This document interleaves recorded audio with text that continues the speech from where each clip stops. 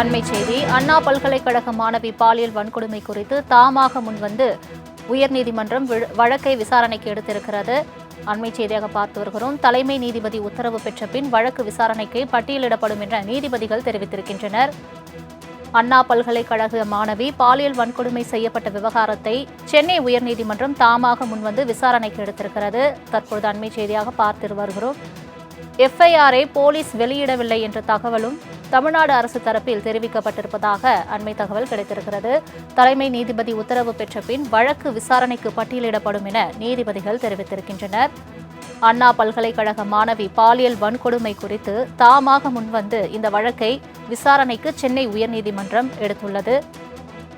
தலைமை நீதிபதி உத்தரவு பெற்ற பின் வழக்கு விசாரணைக்கு பட்டியலிடப்படும் என நீதிபதிகள் தெரிவித்திருக்கின்றனர். அண்மை செய்தியாக பார்த்து வருகிறோம். அண்ணா பல்கலைக்கழக மாணவி பாலியல் வன்கொடுமை செய்யப்பட்ட விவகாரத்தில் சென்னை உயர்நீதிமன்றம் தாமாக முன்வந்து வழக்கை விசாரணைக்கு எடுத்திருக்கின்றனர். அண்மை தகவலாக பார்த்து வருகிறோம். முதல் தகவல் அறிக்கையை காவல்துறை வெளியிடவில்லை என்று தமிழக அரசு தரப்பில் தெரிவிக்கப்பட்டிருக்கிறது. அண்ணா பல்கலைக்கழக மாணவி பாலியல் வன்கொடுமை குறித்து தாமாக முன்வந்து சென்னை உயர்நீதிமன்றம் வழக்கை விசாரணைக்கு எடுத்துள்ளது.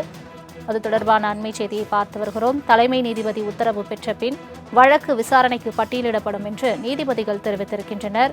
முதல் தகவல் அறிக்கையை காவல்துறை வெளியிடவில்லை என்று தமிழக அரசு தலைமை வழக்கறிஞர் தெரிவித்திருக்கிறார். இது தொடர்பான மேலும் விவரங்களை தருவதற்காக செய்தியாளர் கிருஷ்ணமூர்த்தி இணைப்பில் இருக்கிறார்.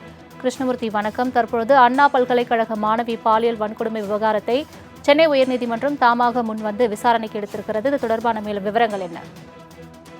வணக்கம். அண்ணா பல்கலைக்கழக 2ஆம் ஆண்டு மாணவி பாலியல் வன்கொடுமைக்கு உள்ளாக்கப்பட்ட சம்பவம் தமிழகம் முழுவதும் பெரும் பரபரப்பை ஏற்படுத்தியுள்ளது. இந்த நிலையில் இந்த சம்பவம் தொடர்பான காவல்துறையின் விசாரணையில் குறைபாடுகள் உள்ளதாகவும் சட்டப்படி பாதிக்கப்பட்ட பெண்ணின் அடையாளத்தை வெளிப்படுத்தக்கூடாது என்ற போதிலும் வழக்கின் முதல் தகவல் அறிக்கை காவல்துறையினரால் வெளியிடப்பட்டுள்ளது என்பதால் இந்த சம்பவம் தொடர்பான வழக்கை சிபிஐ விசாரணைக்கு மாற்றி உத்தரவிட வேண்டும் என அதிமுக பெண் வழக்கறிஞர் வரலட்சுமி சென்னை உயர்நீதிமன்றத்திற்கு இன்று கடிதம் அனுப்பியிருந்தார். அந்த கடிதத்தில் வழக்கில் சம்பந்தப்பட்ட ஒருவரை கைது செய்துள்ளதாக காவல்துறை தெரிவித்திருக்கிறது. ஆனால் பாதிக்கப்பட்ட பெண்ணின் வாக்குமூலத்தில் மற்றொரு நபரையும் குறிப்பிட்டிருக்கிறார் என்று தெரிவிக்கப்பட்டிருக்கிறது. இந்நிலையில் நீதிபதிகள் எஸ். எம். சுப்பிரமணியம் மற்றும் நீதிபதி லட்சுமி நாராயணன் அடங்கிய அமர்வில் வழக்கறிஞர் வரலட்சுமி தரப்பில் ஆஜரான வழக்கறிஞர் ஜெயபிரகாஷ் கடிதத்தின் அடிப்படையில் தாமாக முன்வந்து வழக்கை விசாரணைக்கு எடுத்துக்கொண்டு விசாரணையை சிபிஐக்கு மாற்ற உத்தரவிட வேண்டும் என்று கோரிக்கை விடுத்தார். இதேபோல மற்றொரு வழக்கறிஞரான கிருஷ்ணமூர்த்தி முதல் தகவல் அறிக்கையை காவல்துறையினர் வெளியிட்டதன் காரணமாக பாதிக்கப்பட்ட பெண்ணின் ஒட்டுமொத்த குடும்பமும் பாதிக்கப்பட்டிருக்கிறது என்றும் அண்ணா பல்கலைக்கழகம் மட்டுமல்லாமல் அனைத்து கல்வி நிறுவனங்களின் விடுதிகளில் தங்கி படிக்கக்கூடிய மாணவர்களின் பாதுகாப்பு கேள்விக்குறியாக இருக்கிறது என்பதால் தாமாக முன்வந்து இந்த வழக்கை விசாரணைக்கு எடுத்துக்கொள்ள வேண்டும் என்று முறையிட்டார்.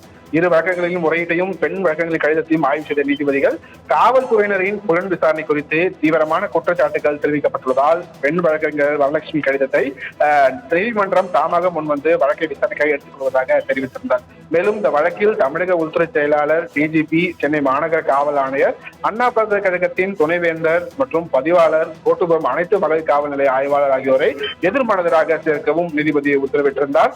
அதன்படி வழக்கின் விசாரணையை பிற்பகலுக்கு தள்ளி வைத்திருந்த நிலையில் தற்போது இந்த வழக்கை மீண்டும் பிற்பகல் 2:15 மணிக்கு விசாரணைக்காக வந்தபோது அண்ணா பல்கலைக்கழக மாணவி பாலியல் வன்கொடுமை குறித்த வழக்கில் தலைமை நீதிபதி உத்தரவு பெற்ற பிறகே இந்த வழக்கை விசாரணைக்காக பட்டியலிடப்படும் என்று நீதிபதிகள் தெரிவித்திருக்கிறார்கள். ஏனென்றால் வழக்கை தலைமை நீதிபதிக்கு பரிந்துரைத்த பின்புதான் இந்த வழக்கை விசாரணைக்காக எடுத்துக்கொள்ள முடியும் என்றும் தலைமை நீதிபதிக்கு உத்தரவு பின் தற்போது அவர் வெளியூரில் இருப்பதால் அவரிடம் அனுமதி பெற்ற பிறகே இந்த வழக்கின் விசாரணையை எடுத்துக்கொள்ளப்படும் என்று தெரிவிக்கப்பட்டது.